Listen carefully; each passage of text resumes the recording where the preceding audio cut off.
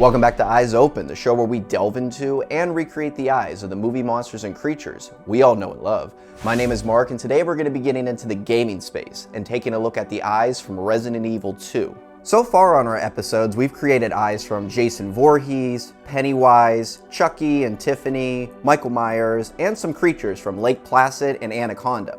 All movie monsters, so today we'll be looking at the video game design when it comes to Resident Evil 2. Specifically looking at the eyes that sprout from Umbrella researcher and all-around madman Dr. William Birkin. We're going to be looking into his mutation process, which produces some, you guessed it, eyeballs. The storyline and character appears in both Resident Evil 2 and its remake, as well as some series offshoots. For the design, we'll be focusing on the remake. So with staying in the zombie spirit around here, after our last episode of 28 Weeks Later, we'll be delving into the eye making process again and going into the game itself. So let's go ahead and equip our Berettas, combat knife, and of course a rocket launcher, and start with sculpting Birkin's arm, and get our eyes open on Resident Evil 2.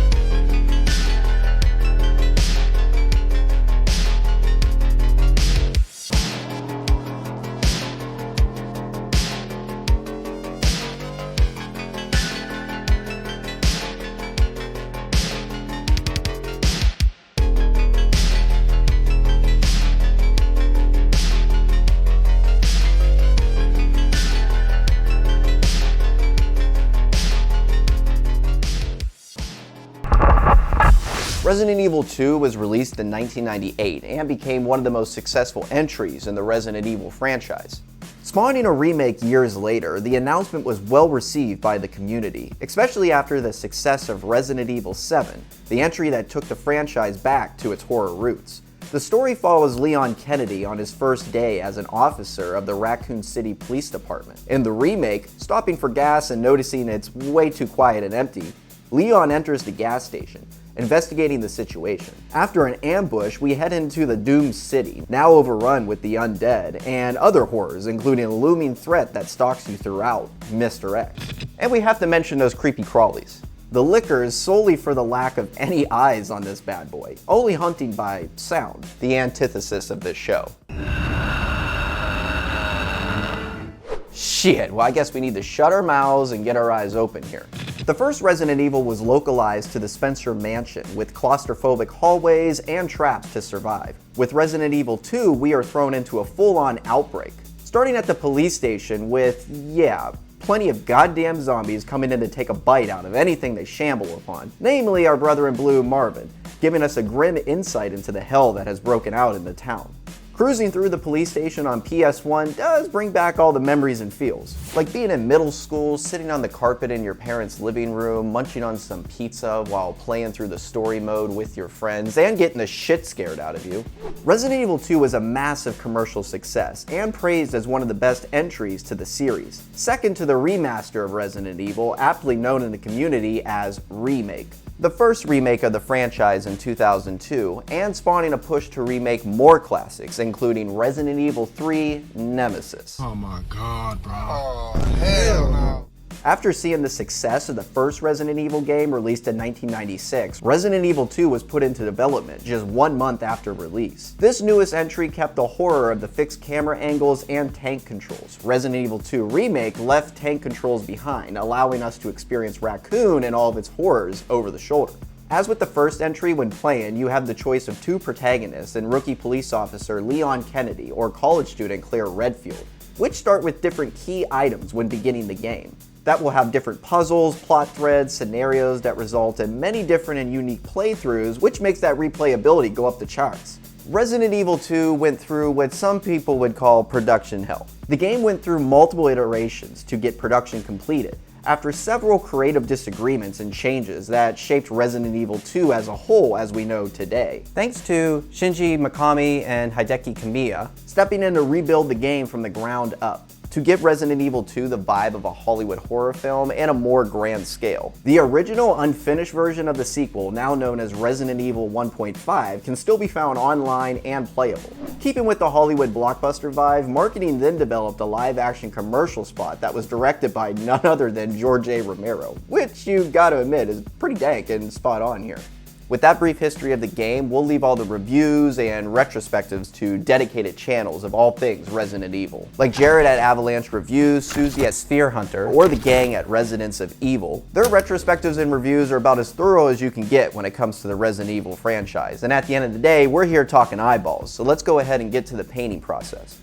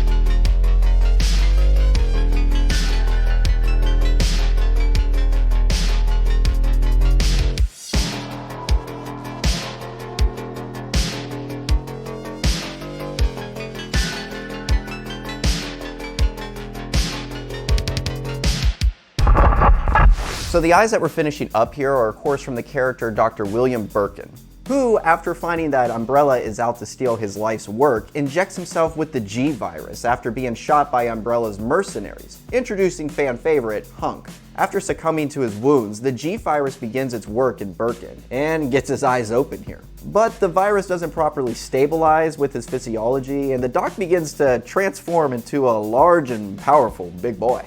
Depending on who you've chosen to play, you'll face a very angry, partially mutated version of Birkin.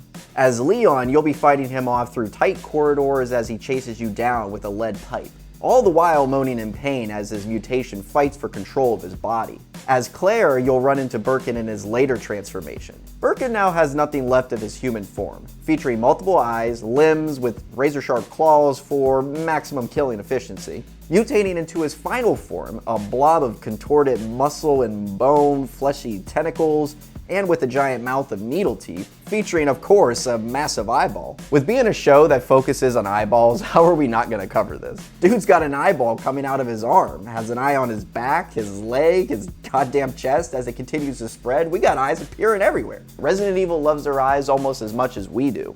The doc eventually mutates to a whole freaking eyeball. This very veiny, red, infected eye could use a good 2-liter size of Visine.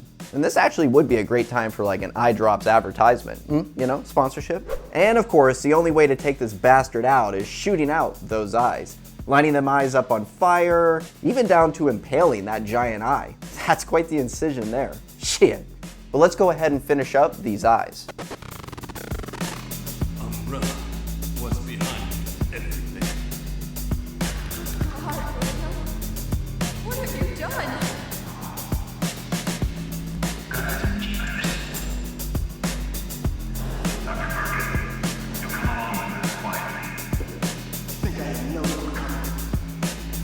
This is my life's work. I'm not handing over anything.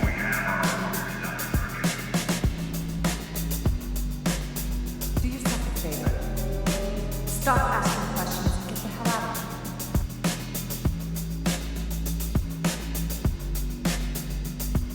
Target resisted. We had to take him out. How are you doing? No, just surviving. That's good.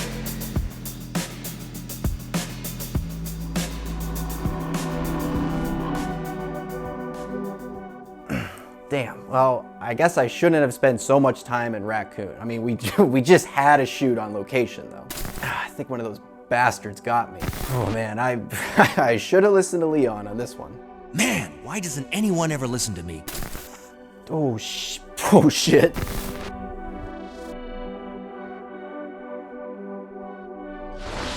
And there you go, Eyes from Resident Evil 2. So I wanted to get back into your guys' comments and questions from our previous couple of episodes, so let's go ahead and get into that. Maximilian's, I have a question for what I would use these eyes with the screws standing out of them in my sculpture. You may be referring to our sculpture and casting blanks. The rod in these blanks allow you to set the gaze of your character, and once molded, the rod remains in the mold. This allows for fastening and removing the blanks for casting purposes. Check out our guide in the description. Angry Kitty, how do you do the eye? Is it painted or printed? Forest Hill Studios makes eyes in multiple ways. Sometimes by painting the irises digitally and using decals. Other times, mostly for creature eyes, they sculptor forms and hand paint for some really sweet effects. Mikey Pass coming in with a phenomenal Bring the Series Back. We back, man. Little Canyon, how do you make the iris cloudy? You can do this in a few ways. Most popular is to tint epoxy or UV resin with pigments. Apply and sculpt with it to achieve cataracts, arcus cinereus rings, infections, and more. Jason and SCP, where do you get these from? Our friends at Immortal Mask make these, and if you would like a copy, a link for that will be in the description. Rain Red Music, and then there was no next week. I mean, next week, the following week, you know, there's a lot of weeks out there, you know what I mean? So that's gonna do it for today. Be on the lookout for our next episode and let us know what eyes you would like to see recreated, and we can get into that. But once again, my name is Mark. Thank you so much again for watching, and until next time, keep your eyes open.